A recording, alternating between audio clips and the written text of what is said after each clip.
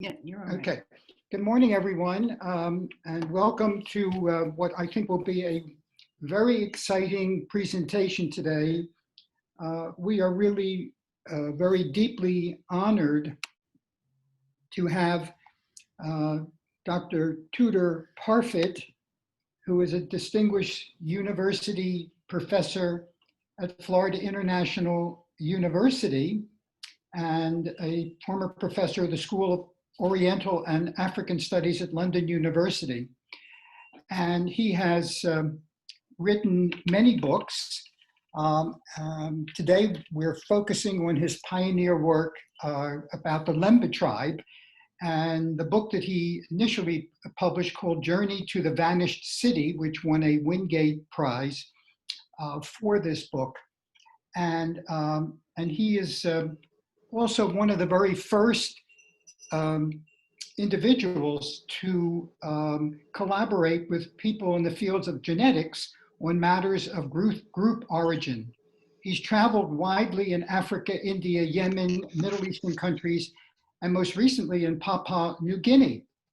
In all, he has authored or edited 30 books, presented 7 documentaries from which have been shown on BBC, PBS, the History Channel, and we are deeply honored that he has agreed to share his knowledge of this tribe. I am sure that we have people on today from South Africa, members of the Beit Luria congregation.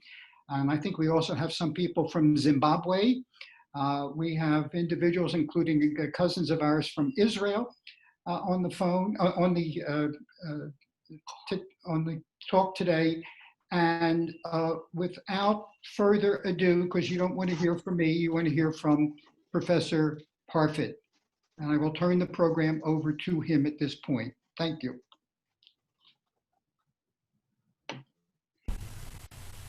So,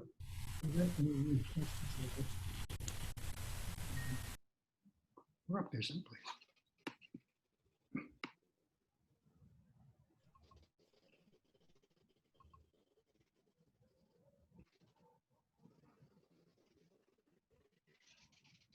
I need some technical help here. Okay, we see you now. No, Professor, you just need to click the share screen button at the bottom. I can't see it. And it's in the middle on the bottom where there's mute and the video icon. I beg your pardon. That's absolutely right. There we are. So my apologies for that. And I'm delighted to be here today, and welcome to all our guests from South Africa, from Israel, and elsewhere in the world. So it's a great honor to have been invited to give this talk. Thank you for the very gracious introduction, Alan. So first of all, my discovery of the Lemba tribe and its Jewish roots. Well, I certainly can't claim that. It's nice of you to put it in the title, but I did not discover the Lemba tribe. They were there long before I turned up on the scene, and they will be there long after I have shuffled off this mortal coil. And its Jewish roots, well, I'm not sure that I really discovered the Jewish roots of the Lemba. And let's get this clear before we start. That because I'll be talking about genetics, and certainly the issue of the Lemba and genetics is probably the most exciting part of this entire story in many ways. But Judaism is not something which is genetic. You do not become a Jew because you have a certain tiny length of DNA. It's got very little to do with it. What it may suggest is a part of the world which your ancestors probably came from some very remote time in the past. And that's pretty much as we are told about the genetic origins of the Lemba, no matter how it's hyped by the media in different ways. So, no, I didn't exactly discover the Lemba tribe. They rather discovered me. And the reason that they kind of discovered me was because I was invited to visit them when I was in South Africa, right back in 1985, I believe. And I just published this book on the Ethiopian Jews. I had the great good fortune to be in the Sudan when the Israeli operation to rescue the Ethiopian Jews from famine and from persecution was happening. I wrote this book, and shortly thereafter I was invited to go to South Africa, and during this trip I gave some talks. Some of the members of the Lemba community came to my talk. They were very intrigued with the story of the Ethiopian Jews. Some of them seemed to think there was a connection between them and the Lemba. And this then, if you like, is the starting point. Now, Professor, I'm so sorry to interrupt, but I've had a couple requests to see if you could put your PowerPoint deck into presentation mode. So under view there at the top, if we could get it in, yeah, there we go. Then it's easier for people to see it. Thank you so much. so in a way, this was the starting point. The Lemba were there. Nobody really knew much about them. They weren't much discussed. If you went to the, any of the big South African encyclopedias, you wouldn't find any mention of them.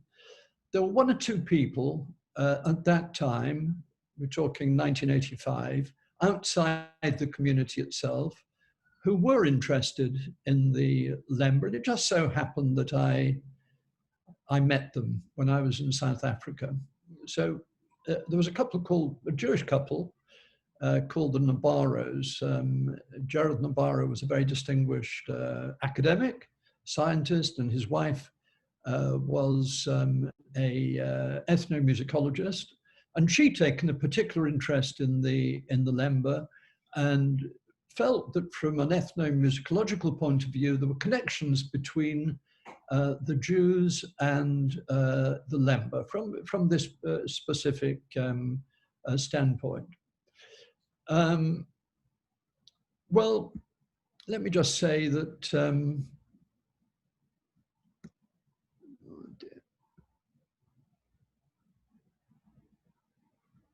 let's just say that that was the first book of mine which was relevant to the story of the Lemba. This last book, which is just coming out now, published by Oxford University Press, called Hybrid Hate, is also in a curious way relevant to the story of the Lemba in a very, very different way. And it may very well turn on its head a lot of the work that I previously did. So anybody who's followed the Lemba story will be interested in the possible direction that this talk will follow. Now, it's true that when I first met the Lemba, it was a very, very nice group of people, and they were very, very keen to show me their villages and explain their traditions to me. And they clearly thought that I wasn't all that convinced by their claim to be Jewish. I didn't know anything about them. I'd never heard anything about them. But I was a Jewish historian, and I'd studied Jewish history at this point for very many years. I had PhD, a DPhil from the University of Oxford. I'd been teaching in universities all over the world for quite a number of years at that point. And I had never heard of any Black Jewish community in Central or Southern Africa. So naturally, I looked upon them with a certain, I don't know, it's not exactly suspicion. I wouldn't say that was the word, but a certain doubt, perhaps. I didn't know anything about them.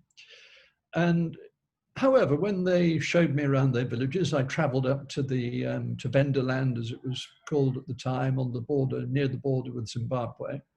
And after a few days up there, I thought, yeah, there seemed to be something very Semitic about this group of people. Very, very fascinating stories. I was intrigued. And during this first encounter of mine with the Lemba, I was fortunate to meet somebody who became a very, very good friend, I think it's fair to say, who was then and became perhaps even more so over time, the spiritual head of the Lemba in Southern Africa, and this was Professor Emir Mativa. And he'd also had some connection with the University of London, even the institution which I was teaching in at the time, which is the School of Oriental and African Studies, which was at the time and still is to a certain extent the leading center in the world of the study of Africa and the Middle East and other parts of the world. And Emir Mativa was a good and quite careful scholar, and it's possible to read his PhD thesis, which is online. You can see what he had to say about the Lemba in it, and I think it's fair to say that when he wrote his doctoral in 1963, you know, the idea of the Lemba being Jews was rather controversial. Suggestions had been made along these lines, and he rather slapped them down on a couple of occasions. He was also very keen to acknowledge the help given by various European missionaries in the rediscovery, or perhaps we could call it the how would you say it, the revival, a kind of literal revival of the Venda language, which essentially is the language of the Lemba in South Africa, or at least many of them. So here you can see he's talking about a particular writer who'd written about the Lemba. And he says, well, you know, the things that he's suggesting about the Lemba are not really true to the actual traditions of the Lemba as he knew them back in 1975. So, however, he does put on record the fact that, well, there's something here, Black Jews, that future generations can study. Now, we were supposed to have this lecture. I'm sorry, I'm rambling a little bit. I'm perfectly aware of the fact, and I hope you'll forgive me. But we were supposed to have this lecture a few weeks ago, and because of a tropical storm, we weren't able to proceed with it. And so it's now been moved from 11/11/11 to 12/12/12. And in the meantime, this book here has been published by Noah Tamarkin, which is an excellent book written from the perspective of anthropology. And it's all about the impact of, I suppose, the work that I was partly responsible for getting done on the genetic testing of the Lemba, what impact that had on the lives, on the lived experience of Lemba mainly in South Africa. He didn't really deal with Zimbabwe. And in this book, which I have been reading over the week, there's quite a lot of mention of me. And it's intriguing in a way because my work with the Lemba started in about 1985 and finished in about 2005. After that, I worked on other things. And I didn't have the same relationship after about 2005 with the emerging new leadership as I had with the old leadership, Professor Mativa and very many other members of the Lemba who were close friends, and in some cases still are. I still have some very dear friends among the community.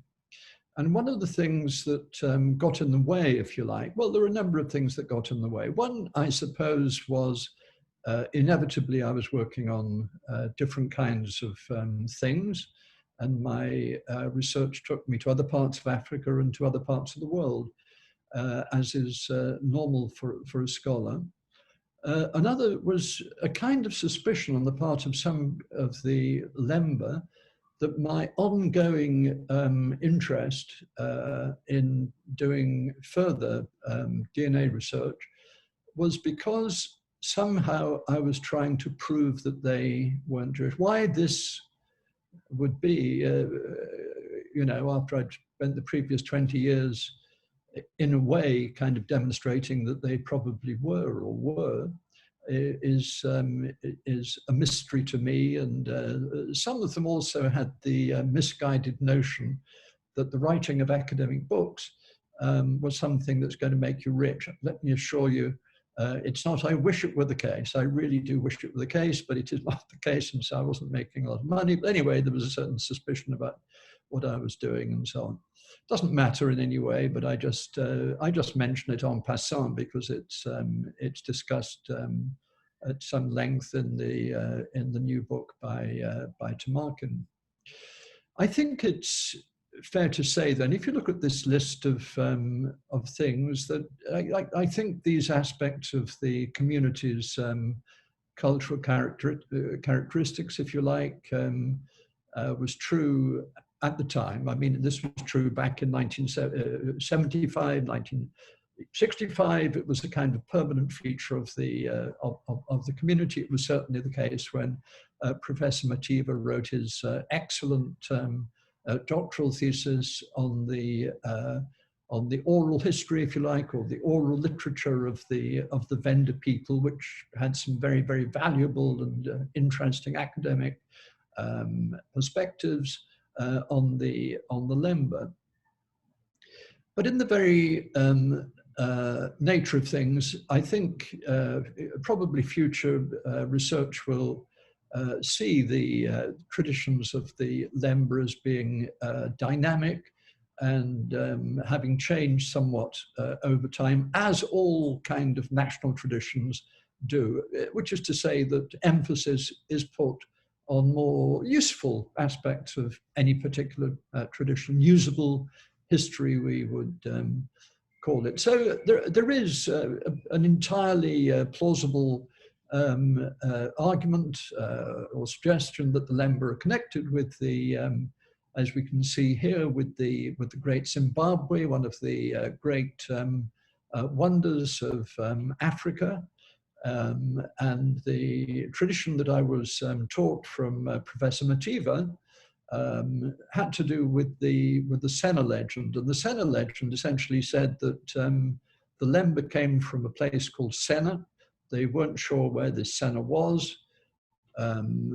They, at some point, nobody quite knew when, they left Senna and they crossed Pusela.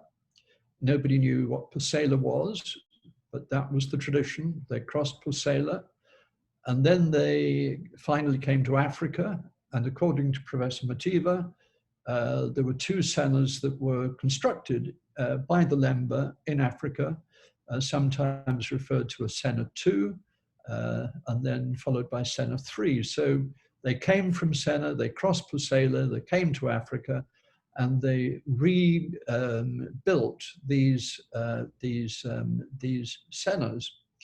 And so also according to the tradition, some of the tradition, the Lemba male ancestors were the ones who came in the first place. They intermarried with the local women, became established, and then again, according to the tradition, they split into two groups. One went north and one stayed more or less in the Zimbabwe, South Africa area. And it is true to this day that the Lemba habitually refer to themselves as the white men who came from Senna. Well, anybody is going to be intrigued by an incredible story like this. And when I heard the story from Professor Mativa, I was as hooked as I'm sure many of you are if you're hearing it from the first time. So what I did was I went back to the UK, and I went to see my publisher, the man who had published the book on the Ethiopian Jews, Lord Weidenfeld, and I told him this story, and he was as excited as I was, and he said, well, you really must write a book about this. I had permission from the School of Oriental and African Studies to take leave for a term, and so off I set. And the idea of my initial journey was to follow the oral tradition that I've just described, coming from Senna to Senna 1 to Senna 2, dividing into two bits, being spread throughout this area. I decided to follow it in reverse, to start where the Lemba were, many of them in those days in Johannesburg or near Johannesburg, and follow that line, following the oral tradition as I perceived it, as I heard it. And that's what I did. It was an amazing journey, an exciting journey. I stayed with Lemba groups in different villages throughout Central Africa. And finally, you know, after many months, I arrived at the Indian Ocean. And then there were no more clues. I'd been following clues like, well, if you go down that river, that's the way that the ancestors came. And if you turn left at the mountain where the white lion is to be found, that will take you on the right route. Messages of this sort. It was really an exciting and challenging kind of route that I was able to follow. But I got to the Indian Ocean, and all of these little clues and little kind of arcane messages dried up. There was no kind of clue from the beach, from the sea, from the sand, from the stones that I was confronted with as I reached the Indian Ocean. And so my book, Journey to the Vanished City, in fact, stopped there. At least the first edition of the book stopped there. And I finished it in a suitably elegiac way, and you know, leaving really the point of the quest, which is, well, you know, what can we, how can we prove the origin of the Lemba? Where did they come? Well, I think that the book proved that they were from the Middle East. There's no question about that. There's plenty of historical material that's still available, which shows that the traditions of the Lemba are to be connected absolutely with the Middle East. And as to whether they were Jewish, there is not really sufficient information in the oral tradition, as I understood it, and also as Professor Mativa actually understood it, to prove any connection with the Jewish people in ancient times. It looks very probable or very possible, but there's no actual proof. And that's more or less what I said in the first edition of the book. Now, the first edition of the book came out in about 1990 or so.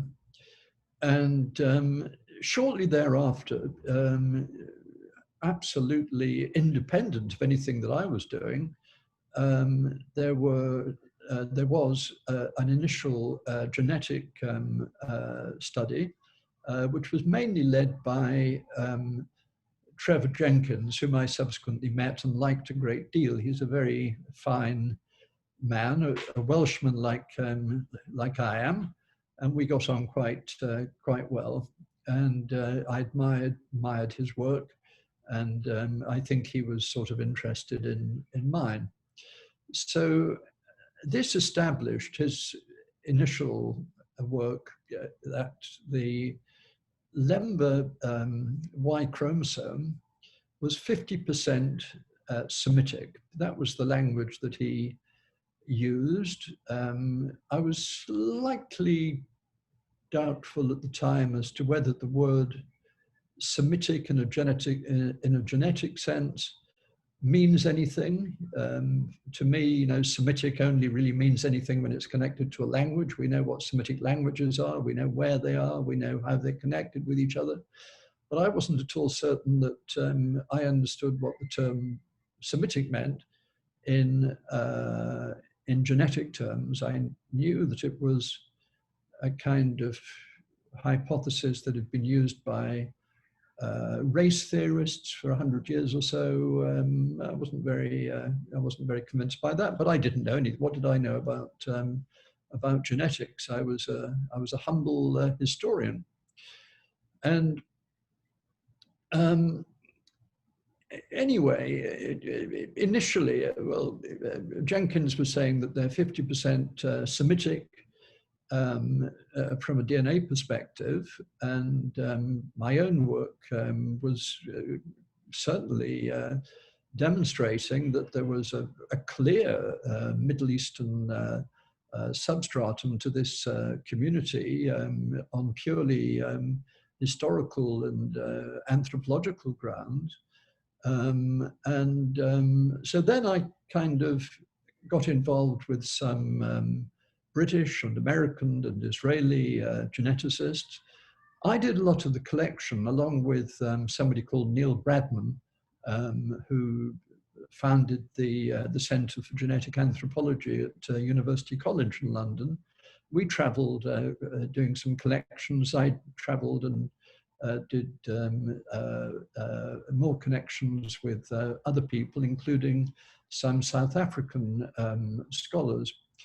And we had quite a good amount of Lemba DNA. And we then did the sort of research that Trevor Jenkins did again. And this time, it was rather more interesting. The reason is that we found something that was truly quite intriguing. Probably a year before this was happening, I'd been walking down Gower Street in London talking to a friend of mine who was a geneticist, and he made the point that the Jewish priesthood, Cohen is the, as you all know, probably is the Hebrew word for priest, and somebody who is a Cohen is likely to claim that his ancestors were priests, going way back to the time of the temple in Jerusalem. I mean, this is what people thought about the priests. And he said, well, you know, the priesthood works in exactly the same way as the Y chromosome. It's something that is inherited from father to son over time. What would happen, I wonder, if we combined, you know, the idea of the Y chromosome with the idea of the priests? And so we did do a big study on the priests and the Y chromosome of the priests, and we discovered that more than 50% of all priests, all Kohanim, people self-declaring as priests, Jews self-declaring as as priests. There are various priestly names. Cohen is the most famous, Katz is another. There are many priestly names, but people who self-declare as priests. So we discovered that more than 50% of the people who self-declare as priests, in fact, have got a piece of DNA which shows that they all have a common ancestor, and it was possible to show that this common ancestor lived in the Middle East around 3,000 years ago, about the time of Moses, in other words, approximately. Now, you can imagine this was an incredible story, and it made headlines throughout the world. And okay, so we all enjoyed the success of that, and how amazing that this particular oral tradition should be proved by genetic means to be true in some way. And so we go back to the Lemba, we do the big collect that I described a few minutes ago. And so what did we discover? We discovered that, yes, there were very, very considerable connections between the Middle Eastern DNA generally, but more specifically, there were connections with the priests. So among one of the clans of the Lemba, the same figure, about 50%, 55, between 50 and 55% of this particular clan, the Buba, was shown to have a haplotype, which was the same as the haplotype of the priesthood, to be found in Jewish communities throughout the world.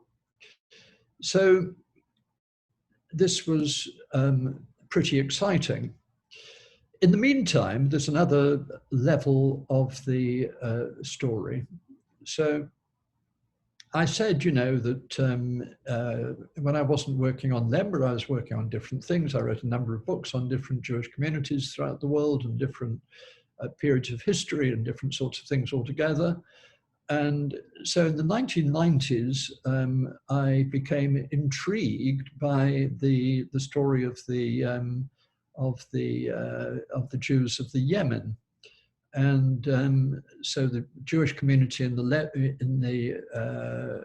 Yemen, they live around here, around Sana'a, up in the north, around Sada, which tragically has been destroyed in the awful war that's being waged in that much suffering country.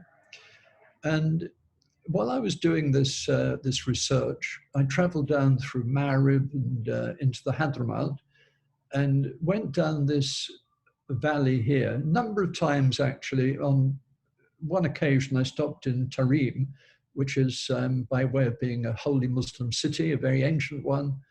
And in Tarim I met a holy Muslim leader, and he asked me what I was working on. I told him that I was working on the Jews of the Yemen, and he said, "Oh, very interesting. And what else have you done?" And I said, "Well, I've been working on the Lemba. It's a tribe in Africa, and they have this tradition that they came from a place called Senna, and they crossed Pusela, and then they came to Africa, and so on." And he stopped and he said, "My goodness," that, of course, this was in Arabic. He didn't really say "my goodness." And he said, "You know, we have a place. It's not marked on this map. And in fact, it's not marked on many maps. But if you go right to the end of the Hadramaut Valley, round about here, there is a place called Senna. And there is a tradition, according to the Muslim scholar that I met, whereby about 1,000 years before, people had left Senna and they'd gone to Sayhut, which at the time was a great port, and it was the port of Africa. So the connections between Sayhut and the great ports like Sofala, right down in what is today Mozambique. Of course, Mozambique is the sea area, if you like. I mean, if there was a sea area of Zimbabwe, it would be Mozambique. And so, anyway, I thought, wow, this is very interesting, and I wonder whether there's any connection with the Lemba story. And so, I did another piece of DNA work, which basically involved getting hundreds of DNA samples right down the Wadi Hadramaut, and taking these back and connecting these with the Lemba DNA that we already had. And again, we found that there was a very clear connection. So it did seem, you know, being as cautious as a scholar should be, that there really was a connection between the area of Yemen and the Lemba, and so therefore that the story of the Lemba coming from Senna and then taking boats and coming down the east coast of Africa, all of this seemed like it might very well be the case. And so, you know, one of the ideas that we had was that this Wadi Masila, the Wadi Masila, which indeed goes from here, it actually starts up here, the Masila Valley goes right down there, and then it sort of follows down through the mountains to Saihut, that the Masila is the Pusela. Well, maybe, I mean, who knows? It could be certainly Pusela and Masila. If you write them in Arabic, they look practically the same. So it's one possibility among others. But once we'd actually done the you know, the connection of the DNA, it looked very, very likely. It wasn't just a sort of rather wild hypothesis. It looked like it could be a reasonable scholarly hypothesis. When you started at this point to connect the life cycle rituals of the Lemba with what we now knew about their genetic origins, and what we by now knew, because when I was writing my book, The Journey to the Vanished City, I really did a lot of research in Dutch, Portuguese, English, Arabic, and other sources to try and reconstruct a history of the Lemba. So if you put all of these things together, you add them together with the circumcision legends or facts, it began, and the endogamy, the fact that they didn't marry outside the community, and the particular significance that the Lemba paid to ritual slaughter of animals, and so on and so forth. And the difficulty there was in becoming a Lemba in the first instance. I mentioned here, you can see in the under marriage, you know, there are various ways of a non-Lemba woman becoming a Lemba.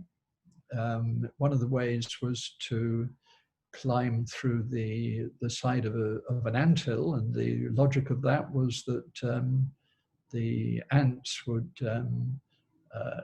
bite the woman, and they would suck out the impure blood. There were other traditions which involved a woman sitting in a freezing cold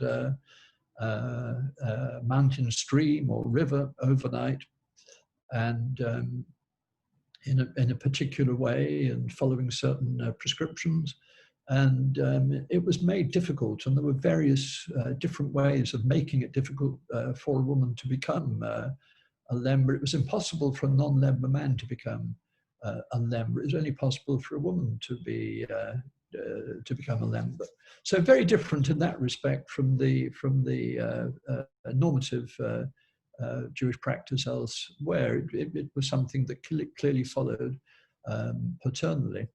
Now, if we leave behind, you know, issues of history and genetics, and look at what's happening today. And I followed this to quite a considerable extent. You know, since the work that I did on the genetics, the work I did in terms of the reconstruction of the history of the Lemba in my book, and then I did 2 or 3 films which received a very considerable popularity throughout the world. I remember on one occasion in about 2005 or 6, getting a letter from Professor Emir Mativa, and he said, the crown of the Lemba is yours. The reason was that the then president of South Africa, Mbeki, President Mbeki, had been in Washington, and he happened to see one of my films on television. He never heard of the Lemba. And when he got back to South Africa, he called the leaders of the Lemba Cultural Association to go to Pretoria, to the presidential palace, and to meet with him. And of course, this was a kind of, you know, amazing recognition at the very, very highest level of what the Lemba were all about. And at the same time, there was not only a kind of local recognition on the part of the president of South Africa of what Lemba were all about, there was an international recognition, because throughout the United States and various other Western countries, there was a similar kind of interest in the idea that in South Africa there was a Black Jewish group. And so at Jewish Sunday schools, all of a sudden the Lemba became part of the world of different kinds of Jews as far as the instruction of young Jewish children was concerned.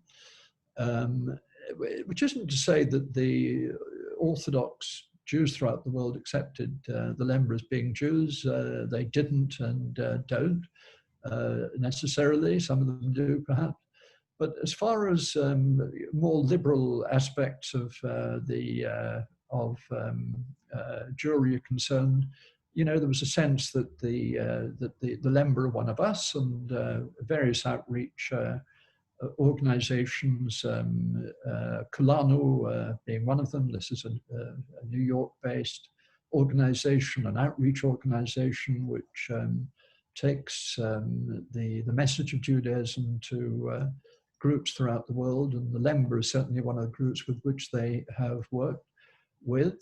And under the influence of groups like Kulanu, but also the interest paid to the Lemba by European Jews from throughout the world, gradually groups of the Lemba became more and more Jewish in a Western sense of the world. And this in no sense is intended to disparage their own traditions and the traditional practice of Judaism of the Lemba.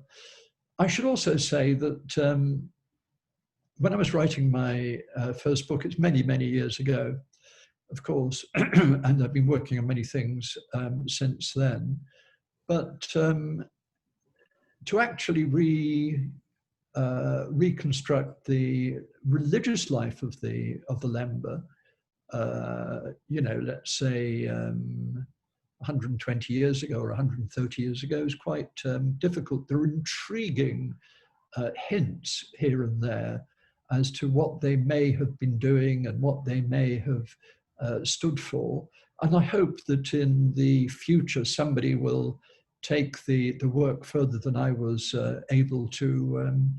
I think there are plenty of documents and plenty of sources which are now available that weren't available to me. And of course, with the advent of the internet and the ease with which one can now access sources, I think it will be possible for somebody to take the ball and run with it further in terms of a reconstruction of traditional Lemba life. But now, if you go to certain parts of Zimbabwe and South Africa, you can see this is from the Kulanu website. You see images of Jews wearing the paraphernalia that will be familiar to all the Jewish people from the United States or from South Africa or from Europe watching this this presentation. So preparing matzah very much in the sort of way that everybody understands, wearing prayer shawls, and you know, this could be really anywhere in the United States or Europe or Israel. The same goes here. There's building a synagogue. I see that the source is Al Jazeera. So let us then go on to another aspect. When I first spoke to, I mean, this is something that kind of I found very, very intriguing. I had many, many journeys. There was the first journey, and then there were various other journeys I went on. And they were very often at the behest of my friend, Professor Mativa. Now, I was somewhat younger than Professor Mativa, and I had a thirst to travel, and I rather fancied myself as an adventurer, and I was very keen to do this kind of thing. And I think he probably was getting to the point in his life where, you know, that was, you know, he wanted a more scholarly approach to things. But one of the things that he wanted me to do, and he asked me to do, commissioned me to do in a sense, was to find the Lemba drum. And he'd spoken about this already in his doctoral thesis. So as far as, I mean, this is a very good source. This is what the great professor was thinking, you know, when he was relatively young, on the basis of how the oral tradition of the Lemba was at that time. And then back in the 70s, it was a very, very important part of that tradition. And I was able to, in a subsequent work, follow that particular tradition. So the basic idea of the drum was that it went with the Lemba into war. Various magic items were kept inside it. It was carried on poles on the backs of the priests. And so anybody hearing just these few kind of lines of description of the ngoma, the drum of the Lemba, would be immediately reminded of the Ark of the Covenant. And whereas I was quite aware of the legends of the ngoma of the drum when I wrote my first book, I didn't really spend very much time on it because it just seemed too too sensational. It seemed too wild, a kind of hypothesis to really take very seriously. But once we had the genetic underpinnings, or at least we appeared to have genetic underpinnings of the genetic structure of the Lemba priests, all of a sudden, you know, the story of the Lemba Ark seemed to be very much more likely. And so on my last kind of trip for on behalf of the Lemba, for the professor, I managed to track down what was thought to be the original traditional ngoma. And here you can see it inside a glass case that had been erected in a museum in Zimbabwe. It caused quite a stir when I discovered it, and I did a History Channel film based upon the search for the ngoma and the similarities that there clearly were between this artifact and the Ark of the Covenant. One of the things that we did discover, which was intriguing, was that we did carbon dating on the object, and it dated it round about 1300 or 1400, somewhere 1350. this made it the oldest wooden object ever found in sub-Saharan Africa. So for that reason and that reason alone, it was a very important find. But in addition to that, in addition to the sanctity, to the age of the thing, was the connection with the oral tradition of the Lemba. Now, the oral tradition of the Lemba claimed, and I've heard this many times, in fact, that round about the 13th, 14th, 15th century, thereabouts, the original drum exploded and killed people, because this was one of the characteristics of the drum, as it was of the Ark of the Covenant. And it was reconstructed using the shell of the original. So it was possible to imagine, it was impossible to conceive of this ancient wooden relic itself as being something that was reconstructed on top of an original core.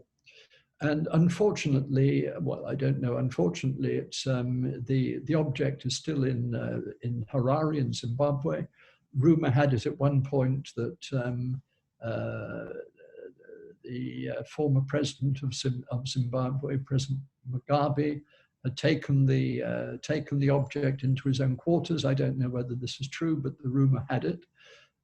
Anyway, that's where it is. It is in this museum, and that again is something that is requiring of further research, to do a trace element research on the drum.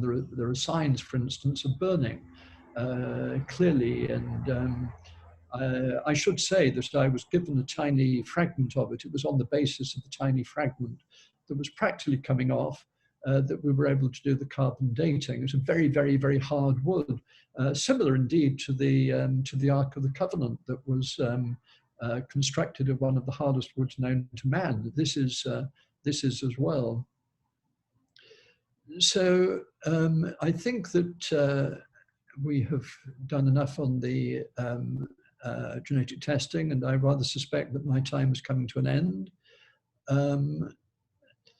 So I can talk about potential issues with race science in a moment, and there are some troubling aspects of that. And we should also be aware of the fact that a student of Professor Jenkins from South Africa has been less robust in terms of their conviction that the Cohen modal haplotype is as important as we originally thought it was. I think that the jury, however, is out on this. There's a larger haplotype which is to be found more regularly in different parts of the world, but those parts of the world are always parts of the world where Jews at one point in remote history inhabited. So I think we can say, notwithstanding the more recent work coming out of Johannesburg, that the original findings genetically still are strong in terms of connecting the Lemba with the Middle East. And I think that the reconstruction of their history, the reconstruction of their rituals, and so on, suggest very, very strongly what we were thinking 20 years ago. In a way, it doesn't matter, because there are many Lemba today who have decided to join or to rejoin world jewelry, and their legitimacy as Jews is as absolute as the legitimacy of Jews anywhere else. Now, I'll just finish by saying, as I promised to do at the beginning of the talk, that my recent book, which is called Hybrid Hate, maybe will say something about the question. So I mentioned that there was a certain disappointment on the part of some members of the community that they felt that I might be out to disprove that the Lemba were Jews. Let me make it quite clear that I was never out to prove that the Lemba were Jews. Why should I? You know, I'm a scholar. I was simply doing research on the Lemba. And what I discovered led me to believe that they were of Jewish origin, but I wasn't out to make that discovery. That would be very, very bad scientific methodology. So one of the things I discovered in my recent book, which actually accords equally well with the Lemba tradition, I think that the Lemba listening to this, if there are any, will be intrigued, is that not very far from Zimbabwe in West Africa, there is another group called Lemba, and they were probably connected with a Black Jewish community that I really have discovered because they had completely disappeared from the radar of world Jewry in the pre-colonial kingdom of Loango. It's only a small part of this new book of mine where this is discussed. It's mainly in footnotes. Nobody else has worked on it. So if anybody is interested in this particular aspect, it's not fanciful to suppose that there is a connection between the Lemba and the Black Jews of Loango and the Lemba sort of caste. And if I am right in this, it's purely hypothetical, hypothetical. But if I'm right about this hypothesis, or if there is anything in this hypothesis, then this would certainly account for the Jewish genetic material, which appears to be present, which is present in the case of the Lemba. And this would be actually another good reason for doing further genetic research on the Lemba to see whether there is any connection between the Lemba and Portuguese Jews, because the community that I discovered in Loango started off actually in Spain. There were a number of 2,000 or 3,000 children who were exiled, Jewish children who were exiled to Africa, or to an island off the coast of Africa in 1496 or 7, and or 8, and they intermarried with African people, and they maintained a visible presence in the kingdom of Loango, at least until 1870. So what is that, from around 14, it's about 400 years. Nobody's ever done any work on this, nobody knows about this, but it is the case.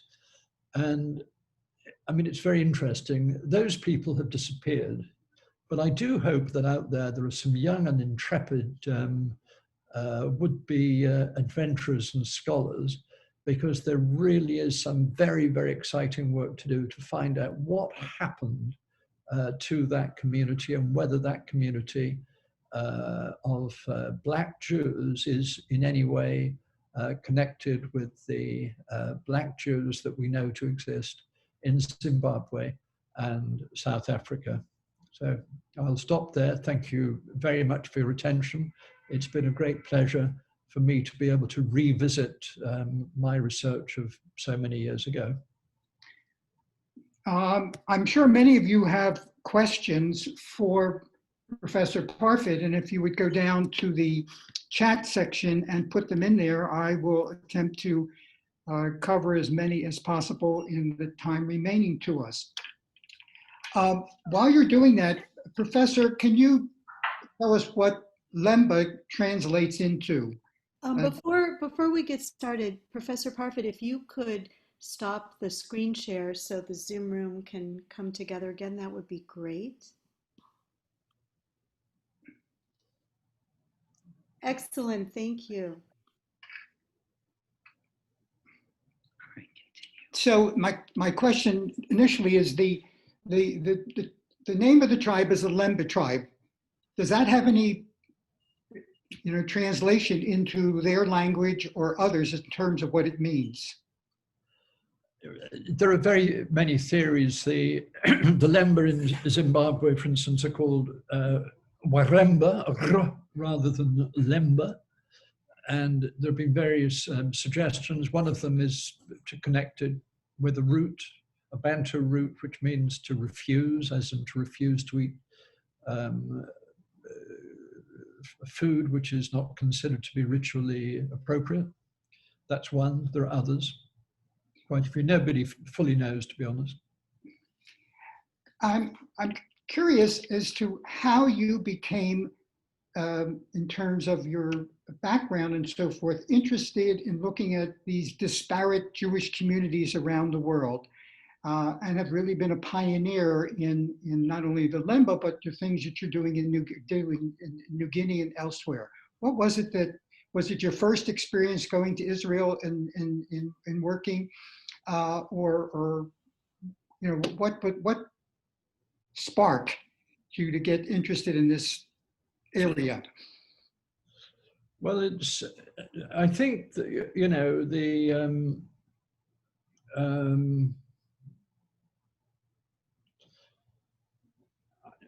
I've always thought that minorities and margins, if you like, are very important. And so the edges of society are hugely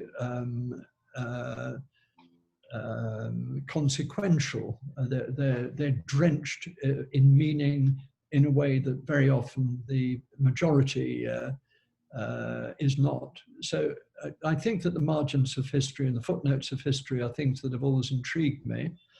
And probably also being a fairly rare thing, which is to say a Gentile working Jewish history, perhaps that drew to margins within the within the Jewish experience, because in a way I was part of that marginality by not being Jewish myself.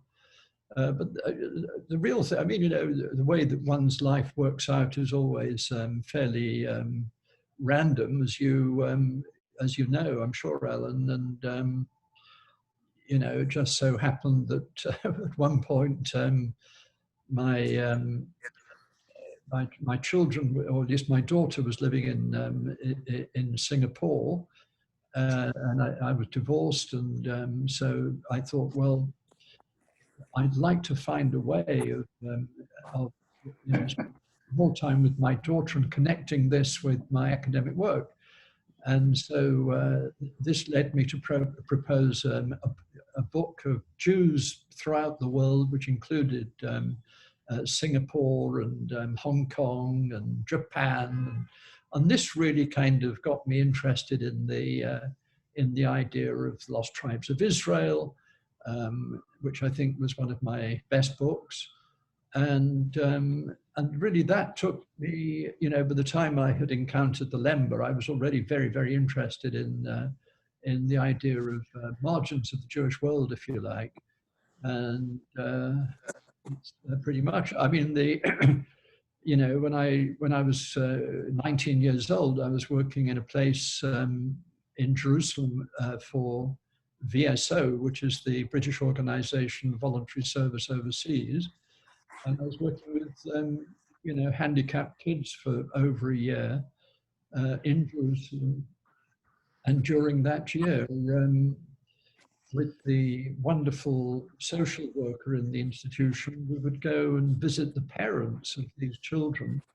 And so in the course of 12 months, I visited Jews from Kurdistan or from Morocco or from France or from you name it, you know, all over all over. So I got to know Israel very, very well, and I got to understand a lot about the nature of the Jewish diaspora. And so a lot of my work has been on, you know, Jews of the Muslim world, and quite apart from the more recent work over the last 10 or 15 years on the Jews of Africa and India and so on. Do you feel that some places I've seen it's written or been said that the Lemba may be one of the lost tribes? What is your thinking about that? Well, you know, the lost tribes is really a myth, and it's one of those myths which has proved incredibly powerful for thousands of years. But when the 10 tribes of the Northern Kingdom were exiled 700 years before the Common Era, they really disappeared from history. They're visible for maybe 100, 150 years. We know this from cuneiform records in the Syrian archives, where you have soldiers with Jewish names like, you know, Joshua ben something or another, Israel, let's say. And but then there aren't any more. They were thoroughly absorbed. The problem was that the prophets declared, and this became axiomatic, that one day the tribes will return. And this particular idea was then absorbed by Christianity, and it became part of Christianity as well, that, you know, at some point in the future, maybe in Messianic times, whether there's Messianic times or Jewish Messianic times or Christian Messianic times, the lost tribes will be reunited. So you've got all of these things. And so that technically is what the lost tribes are. And so, you know, connecting for instance, the Ethiopian Jews with the lost tribe of Dan is simply not historical at all. Or the tribe of so-called tribe of Manasseh coming from northeast India, you find them in Israel in their thousands. And so the idea connected with the lost tribe, it's simply not historical at all, and it in no way invalidates their claim to be considered as Jewish. Absolutely not. But as a point of pure history, this is not how it happened. So, you know, I think that rather there's a very nice saying by a Hasidic sage, which talks about the 13th gate, the title of one of my books. And so the idea was that the 13th gate of Jerusalem was the gate which belonged to that Jewish tribe, which had forgotten precisely where it came from. So in that sense, I would connect the Lemba and many, many other groups throughout the world. I mean, for instance, my great friends in Nigeria, where there are millions of people who claim to be of Jewish origin, and different African countries, Judaism is becoming a major religion in Africa in different ways and different manifestations. And I'm fairly sure that 50 years from now, the religious map of Africa is going to be very, very different from the way it is now. And it will include Judaism as a major, major religious, spiritual, and perhaps political force. But, you know, there's no point making history up necessarily. I mean, if it's useful, why not? But you're asking me as a historian what I think. No, I mean, the lost tribes of Israel disappeared from history 2,700 years ago. But there are ways of connecting different Jewish groups throughout the world to the essentials of Judaism and to the mission of Judaism and to the, to the essential decency and honesty of Judaism. And that in Nigeria, you're talking about the Igbo tribe in particular? Yes, so the Igbo are the ones who are mainly involved with Judaism, but there are other groups in Nigeria as well, and I mean even historically, and the idea of an Igbo connection with Judaism is of long standing. It's several hundred years old. So this is not something that's just popped up in recent times at all. I know for myself, Professor Parfitt, but I suspect from some of the comments I see from the people who are on this webinar, your presentation was incredibly important as a learning tool for recognition of these communities, which maybe the people in South Africa know about it, but I suspect that the people in the Jewish community in the United States and maybe in Europe had really no knowledge or no clue of. And so what you have done in a pioneering way is to fill that gap. And I know I can speak for all of us to say how deeply honored we are to have had you consent so readily when I sent you an email to make this presentation today. So thank you from one and all. Thank you very much. It's been a pleasure.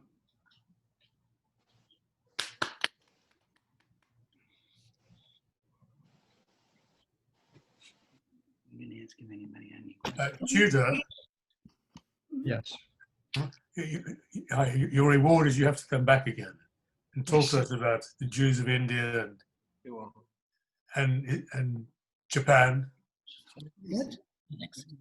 Sorry, could you repeat the question? I said thank you very much. A brilliant lecture, full of clarity. Pass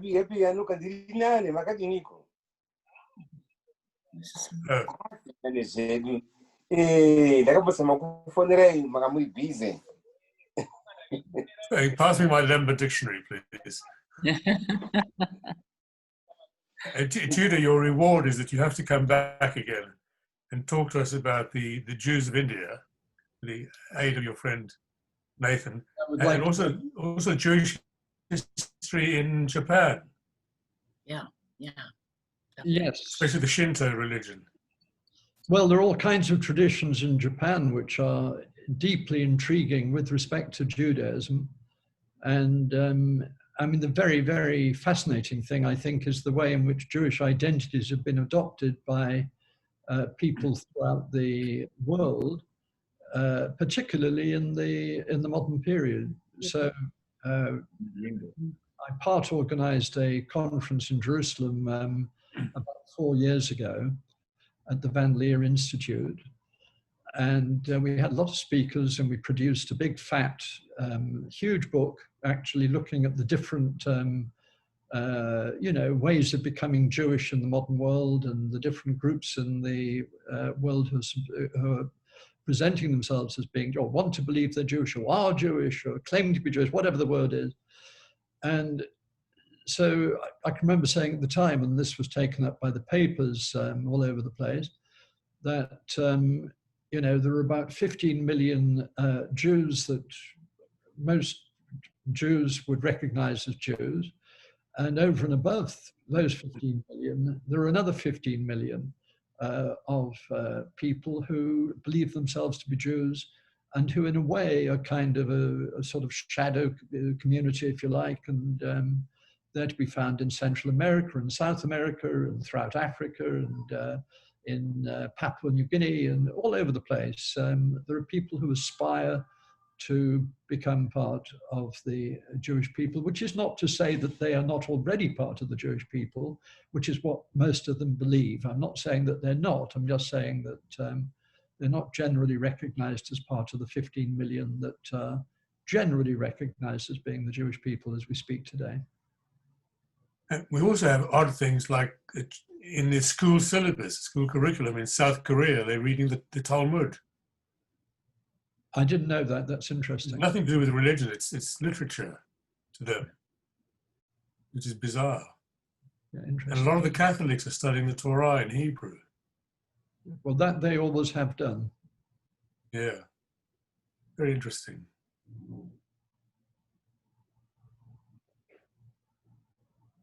Are there any other questions for Professor Yeah, Parfitt? just a quick question, Professor. You talked about, of course, indirectly the expulsion of Jews from Spain and then Portugal. And we do know that on the voyage of Columbus, there were at least 3 conversos who came on that voyage, and others who later came and kept their Judaism hid. Otherwise the Inquisition got to them. And there's been somewhat of, I'll call, a rebirth, awakening of some of these communities, particularly in New Mexico, and so forth. And I don't know whether you have had any contact with them or not. Yes, of course I have, and you're absolutely right. And in fact, at least one of the conversos on the first voyage only converted to Christianity the day before he left. Right. It was in order to be allowed to travel on boat. But I mean, it's actually very interesting. So there's been a lot of work on what happened to the conversos. So many Jews converted in order to survive, and they went to different parts of the world. And they went as far as India. Of course, they went to the Ottoman Empire. We know a lot about them. We know quite a bit about what happened to them in India, not as much, but we know something. And we know absolutely nothing to speak of, although there's been a couple of recent books which have illuminated this unknown chapter of Jewish history about what happened to them in Africa. So there's been some good work on Senegal and Jewish communities that established themselves there in the 15th century. And they were still there, until halfway through the 16th century. And then what? What happened to them then? We don't know. And there's a very good researcher in Lisbon who's been doing some work on conversos from their in Mozambique 500 years ago, and then sort of work I've been recently doing, looking at conversos communities further south, north of Angola. So there's still work about what happened to the Sephardi conversos that maintained the Jewish identity and maintained the practice of Judaism for hundreds of years afterwards in different parts of the world. Professor Parfitt, may just tell him to put it in the chat. Professor Parfitt, may I ask a question? Sure, go ahead, Don. When the genetic sampling was performed of people who identified as Lemba, were any samples obtained from non-Lemba adjacent groups to see whether there were significant differences in their genetic profiles? Yes, of course. There were hundreds and hundreds taken from different groups, both in Zimbabwe and South Africa, and also we did a collect all the way down to the coast in Mozambique, because as you may know, on the Zambezi River, there is to this day a town center. So it's, one of the ideas is that this is one of the traditional Lemba centers. And so we went to Senna and we did a big collect there. That nobody was self-identifying as a Lemba there. That wasn't the thing at all. They were just on the route. So yes, we've got we took samples both from many people in the Yemen and different Jewish communities throughout the world, and then many different Bantu samples throughout Africa, and particularly South Africa and Zimbabwe and Mozambique. Go ahead, Don.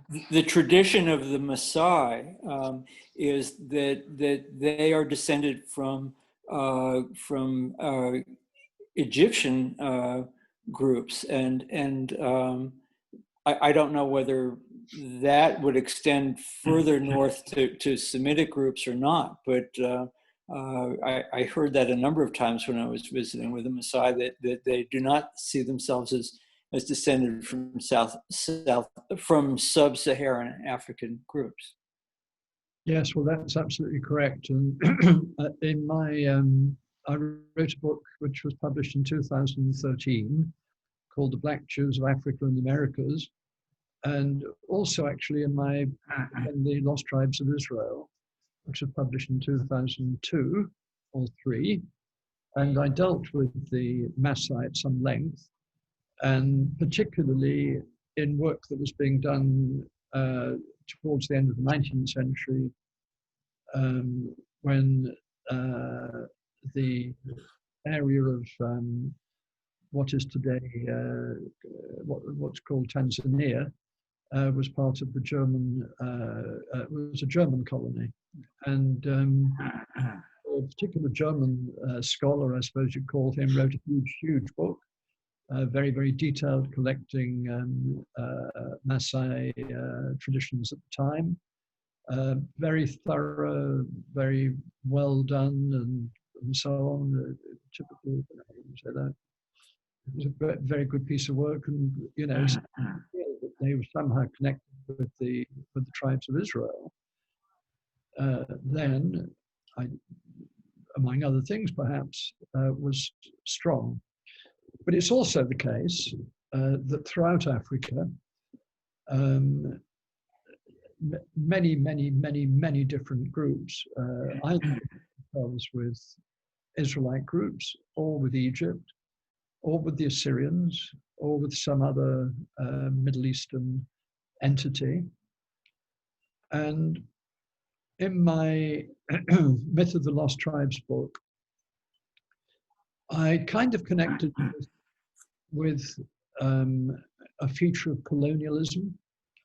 I mean, it is absolutely the case that wherever Europeans colonized, wherever in the world they went, there was a tendency to try and explain the people that they discovered, whether those people were in South America or North America or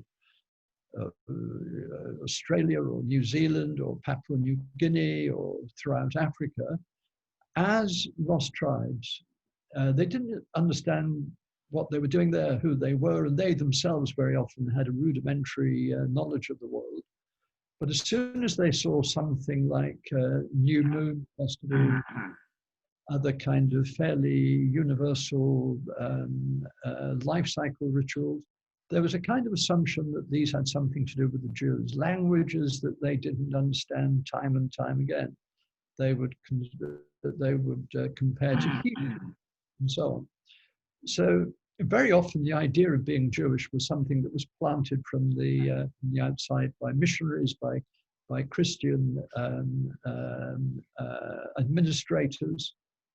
There's a great book which did one of the best jobs in explaining this phenomenon, again by a South African scholar, excellent book, which looked at particularly at the Zulu, and how the Zulu tribe started to absorb these sorts of traditions in the 19th century. It's a very, very, very widespread, and as I said to start with, I think it is an absolutely intrinsic part of Western colonial discourse. Thank you. There was a comment, Professor, from Tsuki Ramsty, and I'll read it. This has awoken feeling of longing to visit the place of our origin. How will we be able to go home and touch the home soil? I'm assuming he is from South Africa or maybe from Zimbabwe. I don't know. It's not on here. Who is it from? Suki was the name? Yes, Tsuki. Last name. Rametse. Who was it? Rametse. Rametse, thank you. Okay, so I would advise. Well, if you believe that the original home the Lemba was Sena. Certainly, that is the tradition of the Lemba. If I'm right, and the Sena is indeed in the east end of the Hadramaut, I want you to promise me that you won't go within 1,000 miles of the place. It is very, very, very dangerous place to be at the moment. And let's hope that before too long there will be peace in the area, and then you'll be able to visit one of the most beautiful and fascinating countries in the world. On the other hand, if there are young scholars out there listening to this and who feel that there's more research to be done, you may yet find that there may be a connection with Spain or with Portugal. So I think that there are all sorts of exciting possibilities. Research never stops. You never get to an absolute answer. It's right until the next clever chap comes along and disproves you. And that's just the way that science works. Professor, when COVID has passed and it's possible to travel again, I know that on behalf of Bat Yam and our members, there's an open invitation for you to come to Sanibel and see a very unique place and spend some time with us. I want to thank you again for your incredible lecture and what we have all learned by it. So thank you. That's been my pleasure. Thank you very much indeed, Alan. And look forward to I need to say something about a question that was asked about converso Jews in South America and Central America. First of all, in Seville once, I saw some ancient documents, which was kind of a logbook of Columbus's.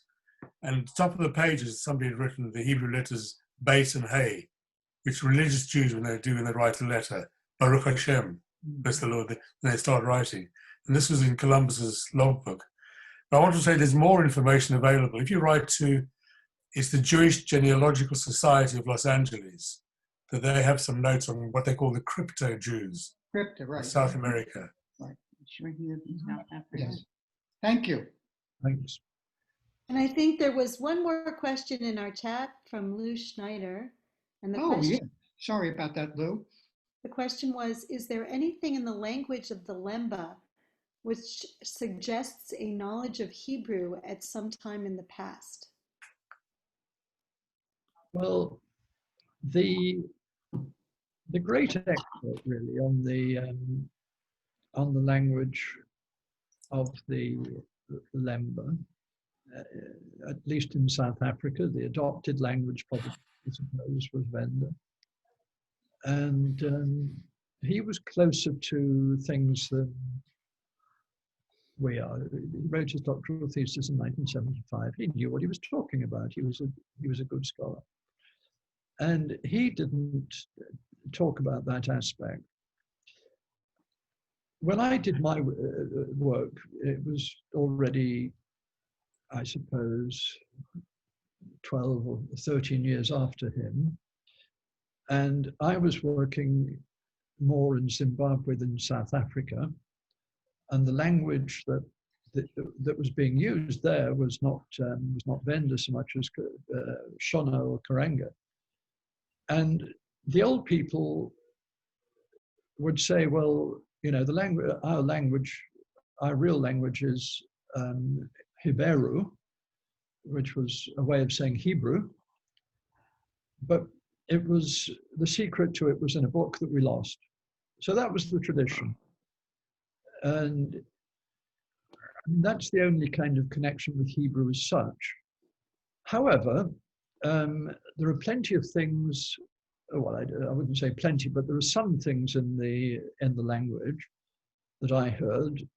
And don't forget that I lived in, very, very remote, tiny little villages, hours away from the nearest telephone or from the nearest road, and for a long time.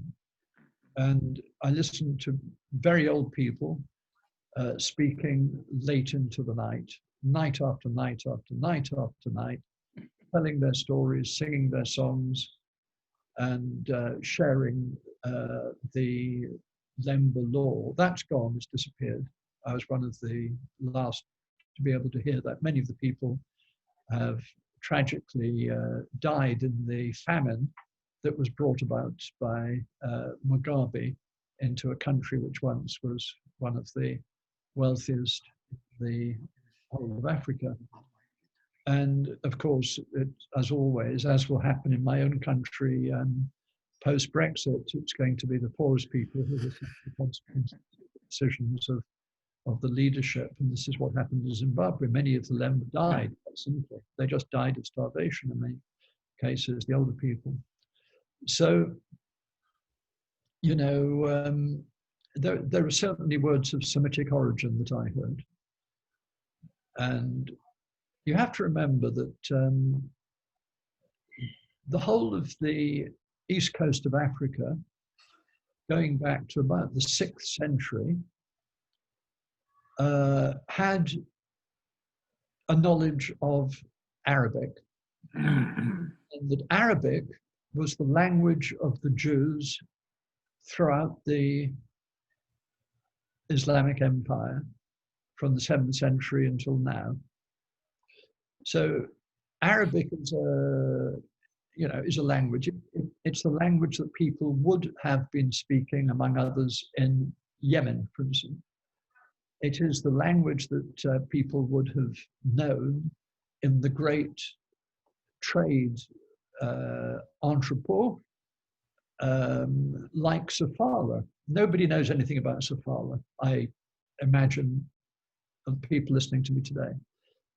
But it was a huge, well, it was a great and beautiful city. And Portuguese adventurers who saw it at the beginning of the 16th century, after the Portuguese rounded the Cape of Good Hope, said that compared with this town of Sofala makes Florence and Venice look shabby. It was an amazing place, you know, Florence, Venice, in comparison. The next thing the Portuguese did was to burn it down. So that was the end of Sofala. We know nothing very much about it except from the bit we get from Portuguese records and the bits we get from Arabic travelers, Arabic speaking travelers, Arabs. And so, who went there? It's an interesting question. Who was going to this huge port, this beautiful city?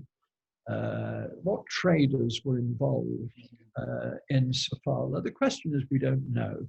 But we do know that probably the Chinese were involved for a start. Probably Persians were involved for a start. It's inconceivable that Jews were not involved in the trade of that port. So inconceivable, that could not have happened, although we don't have any actual evidence that, you see. So, sorry, Professor Parfitt, have you done any research on the Igbo of Nigeria? I know you're friendly with Dr. Francis Duru, but have you written anything or done any research on them? Well, I haven't done any original research on them, and I haven't been to South Africa, but I haven't been to Nigeria, but I have. I know quite a lot about them because I'm a very good friend. I was the professor of one of the members of the community that I brought to the United States, first of all to do a MA, and now he's doing a PhD in California. Remy Alona. Yes, exactly, Remy Alona. So I read his work, and I know the story. I know the thing about it in my 2013 book, The Jews of Africa, and my student Edith Bruder, who wrote a good book on the Jews of Africa, based on her PhD thesis at the School of Oriental and African Studies. She also wrote about that, and various other people have written about it. And there's a great richness in terms of the local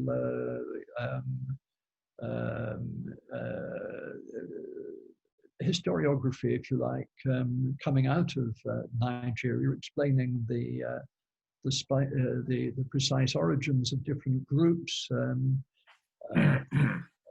Igbo and other Nigerians. There's no question about that. However, the basic premise, which connects them, with an actual lost tribe, which they may or may not name, is not one that I personally think is historical. But let me reiterate, that doesn't matter. It's whatever I think is of no conceivable importance. There is a very lively oral tradition which maintains this, and the history of these groups is absolutely in its infancy. I was very privileged to be, one of the pioneers, perhaps the pioneer in a way, in certain parts of the continent. And I think that we'll discover a lot more about the Jewish events, if you like, in Nigeria, and particularly through the the unknown settlements of Spanish and Portuguese Jews. I think that there's likely to be a connection there that we don't know about yet. Also, there hasn't been any DNA work done in such a fashion that it's helpful, I think, for this sort of research. But having said that,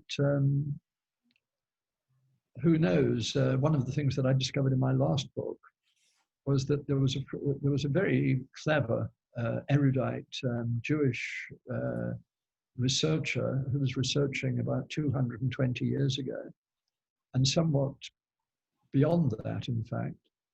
And he said he had come across documents that connected West African Jewish communities, and he suggested that there were West African Jewish communities not very far from Nigeria, as well as ones that we know a little bit about further north and to the west, and also Luango in the south.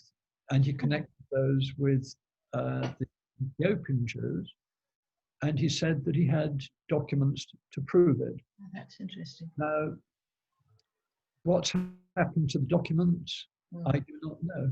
I haven't discovered what happened to the documents. But around 1800, somewhere 1795, 1800, he said there were documents that proved that there was a connection between these groups. So, we will discover more as time goes on. But it's a fascinating. Absolutely. None of my comments by anybody should be taken to cast any doubts or aspersions at all. The anybody religious identification. Thank you, Professor. Last call for any other questions before we let the professor go. If not, thank you one and all for joining us, and we hope to have future programs that you will be able to join with us as well.